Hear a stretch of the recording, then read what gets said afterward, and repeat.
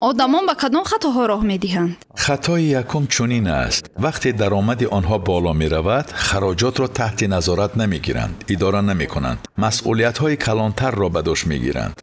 یعنی خراجاتشان از درآمدشان دیده زیادتر می شود. و از هم عجیبش وقتی که کار انکشاف می یابد، آنها مسئولیت های بیشتر می گیرند. فکر می کنند که اکنون دائم همین خیر می شود. یعنی آنها کردیت های کلان می گیرند، بارهای بسیار می گیرند، بیزنسشان را کلانتر می سازند، شماره کارگرانشان را زیادتر می کنند. در نتیجه خراجاتشان یک بار زیاد می شود و از هم اساسیش خراجات دائمیشان می افزاید. یعنی خراجاتشان رو زیاد میکنند؟ بله، خراجات دائمیشان را زیاد میکنند، ولی بعد خراجات دائمی می شود و درآمد دائمی نی. کردیت گرفتند، باید پرداخت کنند. درآمد هست یا نی، باید پرداخت کنند. از این رو وقتی کارشان بالا می رود، مسئولیتشان خراجاتشان را نفهمیده زیاد می کند. وقتی بازار انکشاف یابنده است، این خوب است، احساس نشونده است. و چون پست و بلند شوی سر می شود، تمام درآمد پست می شود. پس آنها چیکار می کنند؟ فکر می کنند که از یگانجا قرض گرفتن در کار تا کار را موقتا نگاه دارند. از یگانجا قرض یا کردیت می گیرند، موقتا نگاه می دارند، اما این وضعیت را باز بدتر می کند. چون که یک مشکلی دو مشکلی می شود. تنها مدت حس نمی کنند، ولی دیرتر باز به این برگشتن در کار. پس اولین مشکلی که آدمان ضرر می بینند انا همین است. مشکلی دوم این است: آنها فاند ذخیروی نمی سازند. آنها فاند احتیاطی ندارند. این مشکلی کلان است. چهارم، می توان گفت که اداره کردن نمی توانند. می دانید بیزنس این خیل است: دائم به انکشاف فروش رو آوردن در کار و خراجات را کم کردن در کار. این کار را منتظم کردن یعنی در کار. همیشه خراجات را کم کردن در کار و دائم درباره زیاد کردن درآمد فکر کردن در کار. عامل دیگری که آدمان در بیزنس بای میدهند این است که کارشان را کلان نمی کنند. در این صورت از بین می روی. یا کارت را کلان میکنی یا خرد. کس باید داند که کی کارش را کلان کند. من هنگام بحران ها بیزنسم را کلان میکنم. من چنین استراتژی دارم. یعنی وقتی که همه زیر فشار میمانند، شما کارتان را فراخ میکنید. وقتی بازار انکشاف مییابد، من برعکس پول را نگاه میدارم. من این را سال 2008 فهمیدم. حالا وقتی من پول کار میکنم، بازار انکشاف مییابد، دیگران شادن، همه کردیت ها میگیرند، من این کار را نمیکنم، سراسیمه نمیشوم. هنگام انکشاف بازار من سرمایه جمع میکنم، قوتم را زیاد میکنم. مثل آب نیرویش را زیاد میکند. این استراتژی آب است. وقتی بازار انکشاف مییابد، همین کار را میکنم. و چون بازار پایان می رود یا بازی می کند، من نغزکک بیزنسم را کلان می کنم. چرا؟ میدانهای کاری دسترس می شوند، در سر آدمان ترس است و من 3 کار مهم را می کنم. یکم، بیزنسم را کلان می کنم. جایهای خوب خالی می شوند و من با نرخهای دسترس آن جایها را می گیرم، مغازه و مرکزهای سودا را. دوم چی کار می کنم؟ گروه های کاری می سازم. کادرهای بهترین سوی من می آیند با نرخ ارزان. آنها می آیند به گروه من، عادت می کنند اثنای بحران و چون وضع بهتر شود آنها نتیجه های عالی نشان می دهند. سوم من چیکار می کنم؟ معاش ها را بلند می کنم. همیشه همین خیل می کنم. 3 بار همین خیل کردم. سال یکم اثنای بحران 30% برداشتم. یعنی سالی گذشته سال شما بود؟ بله، من معاش بچه ها را 100% برداشتم. معاش بعضی ها را 100%، معاش بعضی دیگر را 50-70%. به فکرتان در سر کارگر چی فکر پیدا می شود؟ او با اهل عائلش و دوستانش می شیند، همه می گویند اوه بحران است، احوال بد است، معاش ها پست، همه منتظر می شوند که بزودی از کار می مانند و غیره. درست؟ بله. من نمیگویم که در همه شرکت های من همین خیر شد. من 24 شرکت دارم. تخمینا در 20 شرکت هم همین کارا کردم و نتیجه این عالی است. این مصلحتی خیلی خوب و فایده‌ناک است. برای آن که در حقیقت آدمان به هر حال این خیلی فکر میکنند. بحران محکم کردن در کار و همه محکم میکنند. بله اگر حالت خوب باشد همه بیزنسشان را کلان میکنند. سوال آخرین. من میدانم که شماره شاگردان شما در تمام عالم خیلی زیاد است. شما در قزاقستان هم بیزنس دارید. تشکر. در بیزنس امروز از همه مهم چیست؟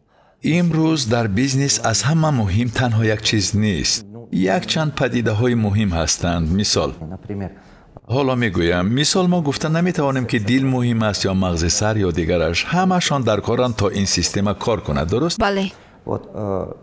حالا در بیزنس موافق فهمیش من یک چند چیزها مهمند. یکم، رقابت پذیری آن. این یکم. رقابت پذیری گفته من در نظر دارم که باید گروه ثمره بخش باشد. بیزنس مدل ثمره بخش باشد. اداره کنی ریسورس ها ثمره بخش باشد.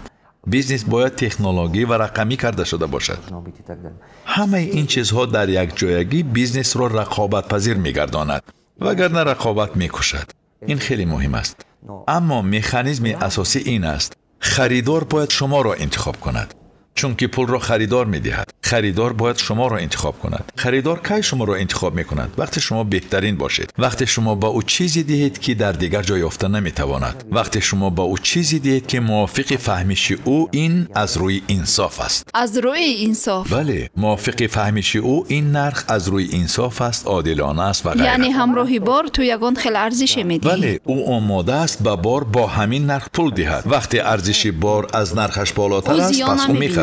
بله، اون می‌خرد. آیا حاضر برند شخصی مهم است؟ خیلی مهم است. برند شخصی خیلی مهم است. حالا وقتی همین است، مثلا ببینید در تمام دنیا همین خیلی است. آدمان آیفون می‌خرند و استیو جابز به یادشان میآید. و یا ببینید که برند شخصی ایلان ماسک چقدر استفاده می‌شود برای برداشتن ارزش و آن به بازار تأثیر جدی می‌رساند. با آن وابسته است بازی بازار. در ساختن بیزنس دو مدل موجود است. طبق مدل یکم ژاپن‌ها کار می‌کنند، طبق مدل دوم آمریکایی‌ها. آمریکایی‌ها برندهای شخصی می‌سازند، ژاپنی‌ها نه. مثلا تا حال نمی‌دانیم که دیرکتوری تویوتا کیست یا سانی را کی اداره می‌کنند. ما تصورات نداریم. ولی ایلان ماسک یا استیو جابز و یا جف بیزوس همشان را ما عمیق می‌شناسیم. بله. کی صاحب کدام بیزنس است و غیره. چرا مدل آمریکایی به طور خود خوب است و مدل ژاپنی به طور خود خوب است؟ هر دویش هم در بازار ثمره بخش است. مدل آمریکایی در رابطه با برند شخصی کار می‌کند و کپیتالیزاسیون برند را می‌بردارد. ژاپن‌ها باشند میگویند که اگر همه را به شخصیت پیوندیم، پس از مرگ شخصیت سرمایه میتواند افتد. بیزنس هم میتواند بمیرد. سرمایه میتواند یک بار افتد. ولی ما میبینیم که استیو جابز مرد اما آیفون نمیمیرد کو. کارا دوام میدهد. ما این را هم میبینیم. من چنین میشمارم که این یا آن خیل چی کاری را که میتوانی بکن. ولی عالی می شود اگر برند شخصی ساختن را از آمریکایی ها آموزیم و سیستم دائمی عمل کننده ساختن را از ژاپن ها یاد گیریم. مکمل سازی ها؟ بله، پیوسته مکمل سازی سیستم ژاپنی ها. هر دویش هم به طور عالی کار می‌دهد.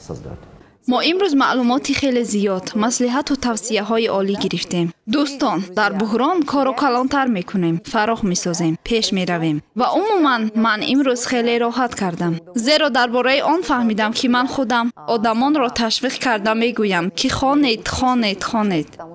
من خودم میبینم آدمانی که دائم میخوانند با آنها صحبت کردن شوق‌آور است. مهم نیست که آنها چند سالند، 70، 80، 30. انسانی که دست به کار است، انسانی که میداند حالا چی در ترند است، چی طور انکشاف یافتن ممکن. با چنین کسان صحبت کردن جالب است. با شما هم صحبت شوق‌آور کردیم. در واقع به فکرم به شما نگفتم. من بیش از 60 شاگردانم را میلیونر کردم. میلیونرهای دلار؟